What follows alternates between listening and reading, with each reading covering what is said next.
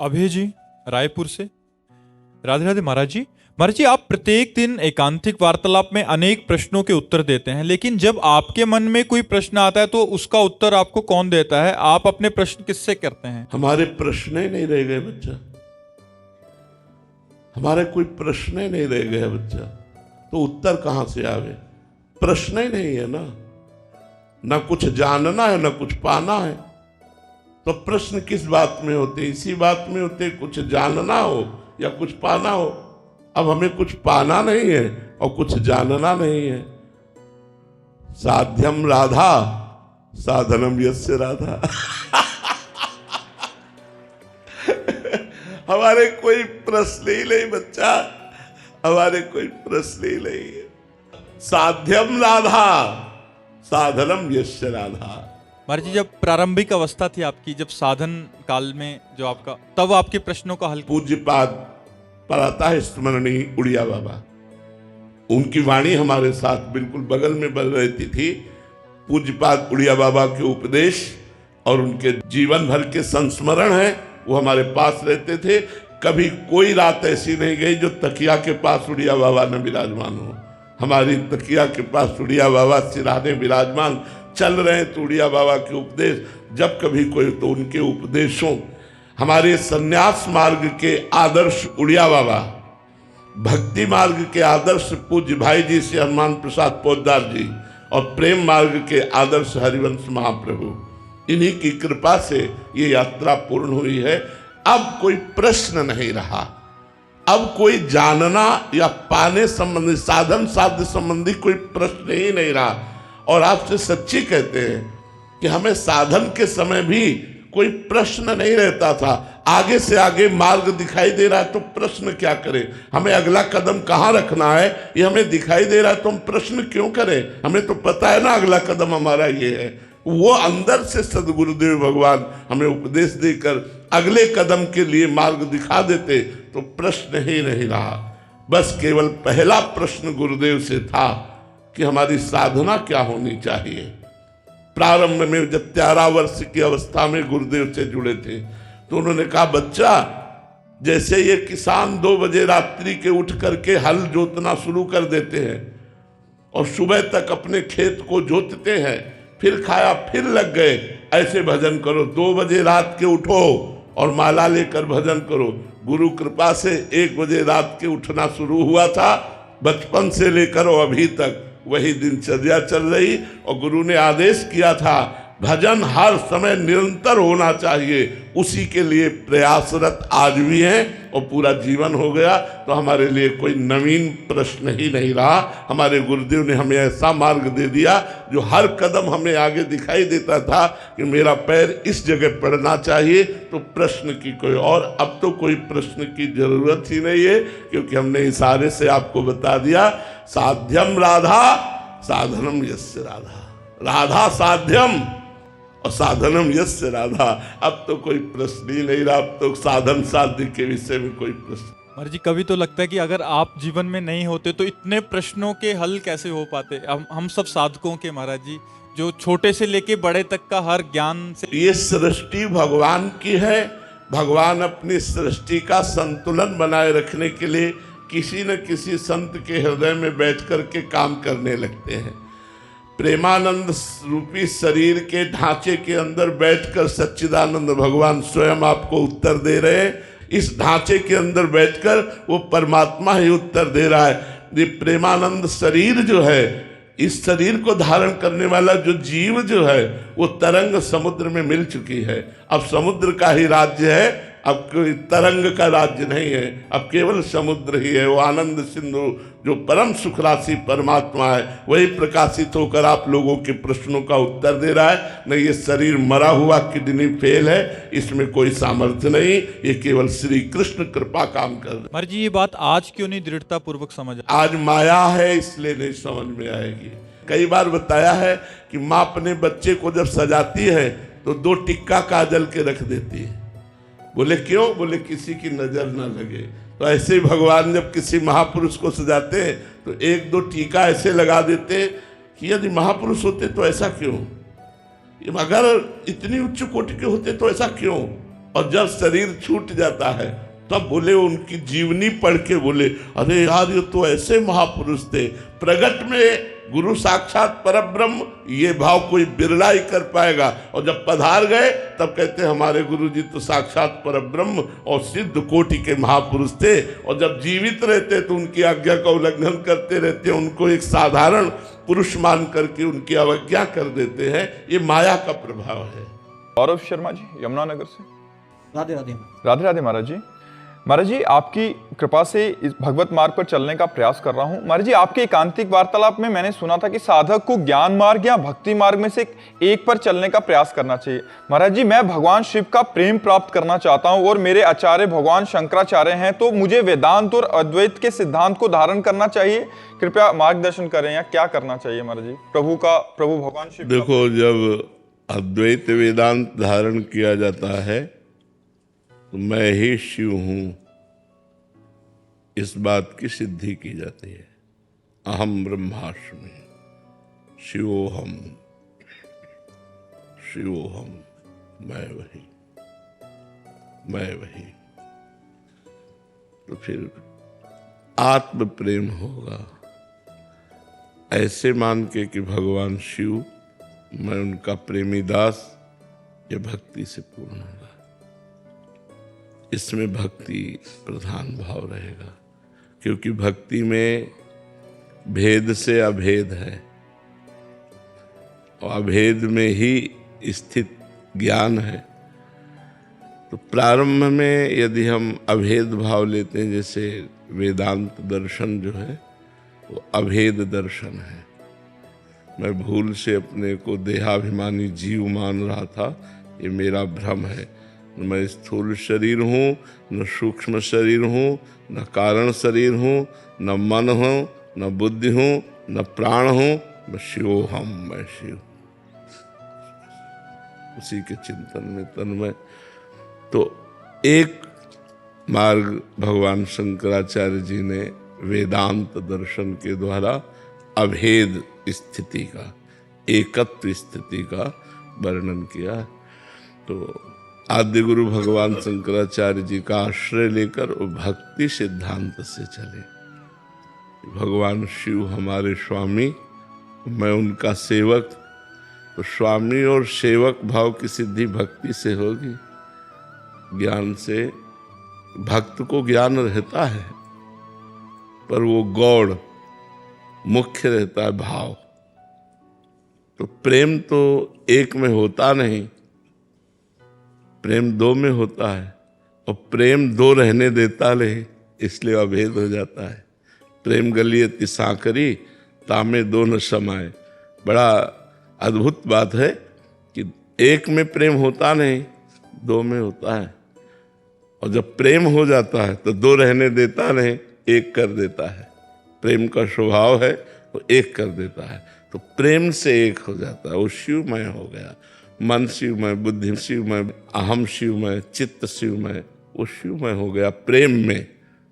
और ज्ञान में मैं स्वयं शिव हूँ। तो शिवोहम और दासोहम, दासोहम भक्ति की सिद्धि है, और शिवोहम वेदांत दर्शन की सिद्धि है।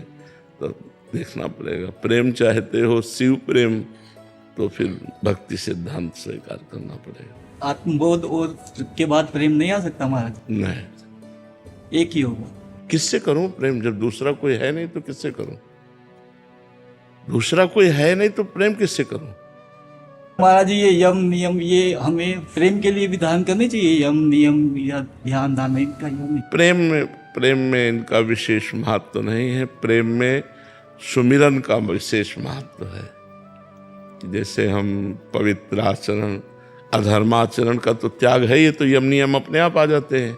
अधर्माचरण का त्याग तो है ही है। तो जैसे झूठ ना बोलना, सत्य, आस्ते, चोरी न करना, अपरिग्रह, किसी से दान ना लेना, और ब्रह्मचर्य से रहना, ये तो सब अपने आप आ जाता है। भगवान का नाम जप करना, उनकी आरती पूजा करना, उनका पाठ सुनाना, उनकी लीला कथा सुनना, उनकी लीला कथा कहना, उनके भक्तों का संग करना, ये भक्ति सिद्धांत से चला जाता है। तब प्रेम प्रकट होता है। योग वशिष्ठ अध्याय, हाँ, योग वशिष्ठ का अध्ययन वेदांत दर्शन को पुष्ट करता है, अभेद भाव को पुष्ट करता है। उसमें हाँ अलग अलग है ना। आप कैसे क्या करा जाए? भगवान शिव का प्रेम प्राप्त करने के लिए क्या किया जाए? भगवान शिव का नाम जप कीजिए, उनकी आराधना कीजिए, उनको सेवा में विराजमान कीजिए, उनकी दास्ता कीजिए, आरती पूजा भोग लगाना, प्रणाम दंडवत परिक्रमा करना उनकी, ऐसे भक्ति भाव से चलिए तो ज्ञान भी हो जाएगा। देखो एक बार हनुमान जी से पूछा वशिष्ठ जी ने कि तुम हनुमान कौन हो? तो उनका देह भाव से मैं दास हूं राम जी का, और अंश हूं भगवान का, इसलिए भगवान अंशी है, मैं उनका अंश हूं, जीव हूं, और तत्व स्वरूप से मैं वही हूं। तो सिंहासन में राम जी विराजमान है, तत्व स्वरूप से वही हूं। तो ज्ञान भक्त को हो जाता है। ज्ञानियों में अग्रणी है हनुमान जी और भक्तराज है नहीं? ज्ञानी नाम अग्रगण्यम बुद्धिमत्ताम वरिष्ठम, और भक्त भी हैं। तो भक्ति से विशुद्ध ज्ञान की प्राप्ति होती है, पर उसमें प्रेम होता है भक्ति में। और जो वेदांत दर्शन से है वो द्वैत का खंडन करता है, वो शुरुआत से ही अद्वैत स्थिति उसमें आती है। तो इसमें करुणा और मैत्री ये सब नहीं रहता। इसमें हम चूंकि चले हैं ना, इसमें हृदय शुष्क हो जाता है, कठोर हृदय हो जाता है। ये सब बातें नहीं, कोई है ही नहीं किस पर दया, किस पर प्रेम, किस पर करुणा, कोई है ही नहीं ना। एको ब्रह्म द्वितीयो नास्ति, और वो ब्रह्म अहम ब्रह्मास्मि। एको ब्रह्म द्वितीयो नास्ति, एक ब्रह्म के सिवा दूसरा कोई है नहीं, मैं स्वयं वही ब्रह्म हूँ। अब किससे प्रेम करे, किससे करुणा करे? तो आचार्य अवहेलना तो नहीं होगी महाराज जी? नहीं, तो भगवान शंकराचार्य जी ने भी गंगा स्तोत्र, यमुना स्तोत्र, शिव स्तोत्र, श्री कृष्ण स्तोत्र गान किए कि नहीं? तो उसमें देखो ना कैसे दैन्य भाव से गान किए। तो ऐसे दैन्य भाव से शिव भक्ति करते हैं आचार्य भगवान शंकराचार्य जी। वीरेंद्र जी बिहार से। और जी, जब शरीर किसी रोग से बार बार ग्रसित हो तो उसमें धैर्य कैसे बनाएं? क्योंकि दिनचर्या और भजन बहुत विक्षेप होता है ऐसी। मन रोगी है तुम्हारा, इसलिए तुम परेशान हो। तन रोगी होने से क्या परेशान होगा? क्या परेशानी है? बहुत नकारात्मक विचार आते हैं। तो मन ही रोगी है ना, तभी तो बात है ना। अगर तन रोगी हो और मन सकारात्मक विचार वाला हो तो क्या परेशानी? हमारी दोनों किडनी फेल है, आपको परेशान नजर आते हैं, डिप्रेशन में है, हम परेशान नजर आते हैं। अरे क्यों? क्योंकि हमारा मन प्रिया प्रीतम में लगा है, श्यामा श्याम में लगा है। इसलिए हर समय मैं इतना प्रसन्न रहता हूं कि तुम्हें कैसे बताऊं। तो शरीर का रोग से ग्रसित हो जाना प्रारब्ध के अनुकूल है, लेकिन रोग से प्रभावित हो जाना ये अज्ञान के कारण है। रोग तो हमारे कर्म के किए हुए बने हुए प्रारब्ध से प्रेरित होकर आया है, उसको हम सहें और प्रसन्न मन से, जैसी भी मानो ऐसी परिस्थिति है कि अब हम उठ नहीं सकते, तो हम पड़े पड़े राधा राधा बोलते हैं। राधा राधा प्रियाजू स्वामिनी जू, कुछ कर नहीं सकता, इसलिए केवल आपको पुकार रहा हूं। देखो कितना आनंद आएगा, आनंद में रोना आने लगेगा, शरीर भूल जाओगे और आनंद में हो जाओगे। अब हर समय शरीर को लेकर के डोलोगे तो शरीरासक्ति तो फिर परेशान कर ही देगी। अरे जी, संसार में ही मन लगाया, अभी ना प्रभु में मन लगा और रोग भी आ गया, तो ऐसे में महाराज जी राधा राधा जबरदस्ती जपो। जैसे दवाई खाई जाती है, कड़वी होती है तो भी हम खाते हैं, डॉक्टर देता है, ऐसे नाम जप करके देखो आप बिल्कुल ठीक हो जाओगे। क्या ठीक हो जाओगे? शरीर भले अस्वस्थ रहे, मन प्रसन्न रहेगा। और आपको सच्ची बताएं, मन प्रसन्न रहता है तो रोग प्रभाव नहीं डाल पाता। राधा रानी के बल से हम प्रसन्न रहते हैं, प्रिया जी की कृपा से हम आनंदित रहते हैं। इसलिए हम कह रहे खूब मस्त रहो। शरीर तो मरेगा, शरीर तो नष्ट होगा, आज नहीं तो कल होगा। तो जब होना ही है यार, तो मस्त क्यों न रहो? मस्ती पर अब इसको लोग उल्टा लेते हैं, तो वो गलत मार्ग का अनुसरण करने लगते हैं। वो मौज नहीं है, वो शोक है, वो चिंता है, वो भय है, वो विषाद है। अगर वास्तविक मौज लेनी है तो भगवान की शरण में आओ।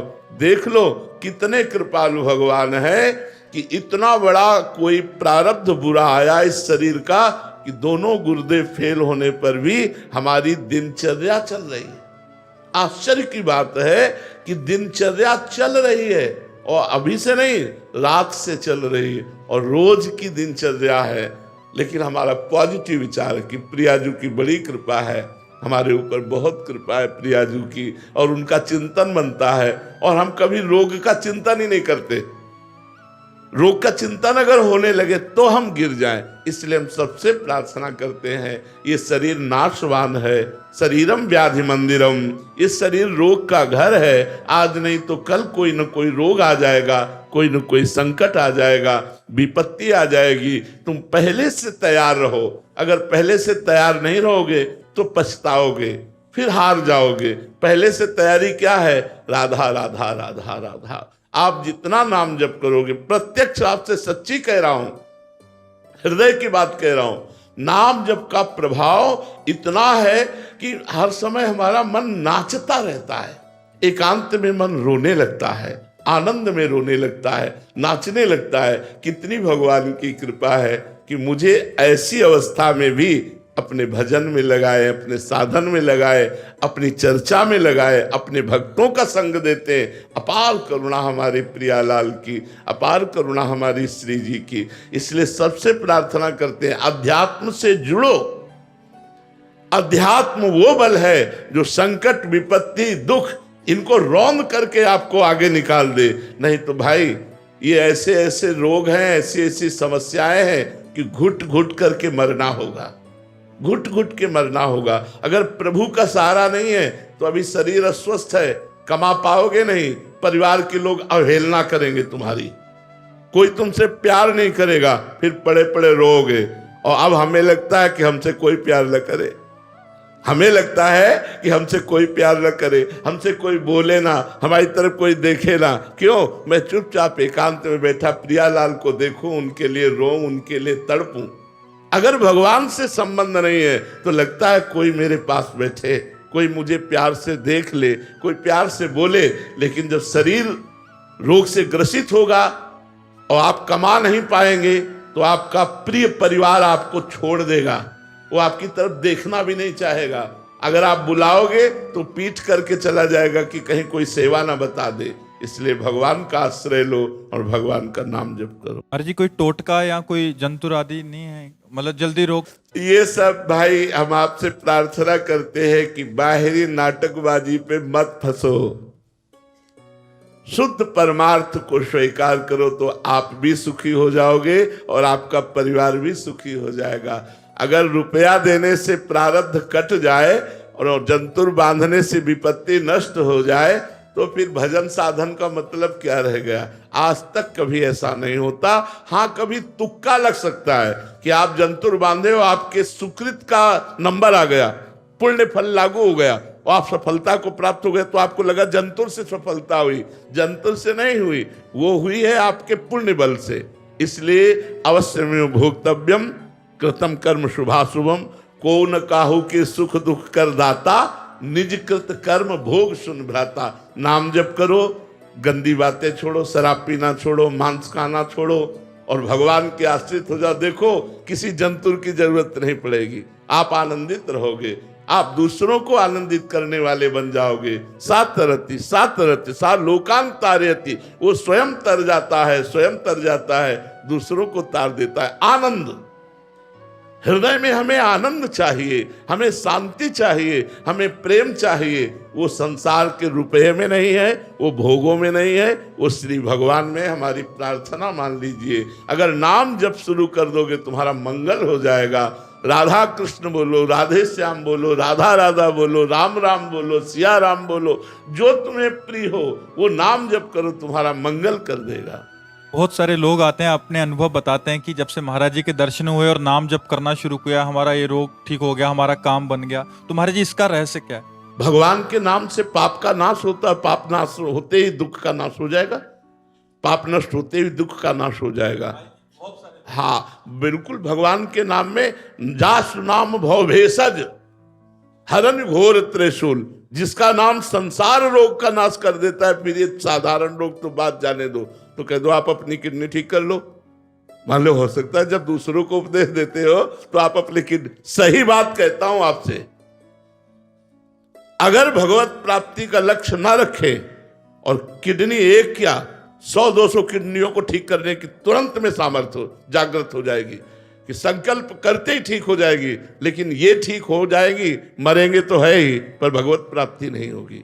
भगवत प्राप्ति के लिए जोई जोई प्यारो करे सोई मोहि भावे, नहीं तो किडनी फिडनी क्या चीज है, क्या चीज है।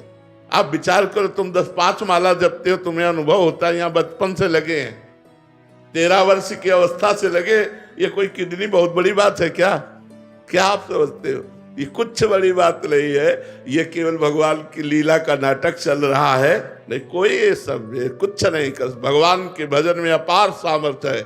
हम उस स्वामी के दास हैं जो कर तुम अकर तुम अन्यथा कर तुम सर्व समर्था सा ईश्वरा, मैं उनका दास हूं। ये किडनी क्या कर लेगी? तो हमें चाहिए कि भगवान का आश्रय लेना चाहिए, भगवान का नाम जप करना चाहिए, निश्चित उससे आपके दुख नष्ट हो जाएंगे। जहां पाप नष्ट हुआ रोग नष्ट हो जाएगा, दुख नष्ट हो जाएगा, समस्या नष्ट हो जाएगी, सब ठीक हो जाएगा। आप करो, आप भगवान नाम जप करो।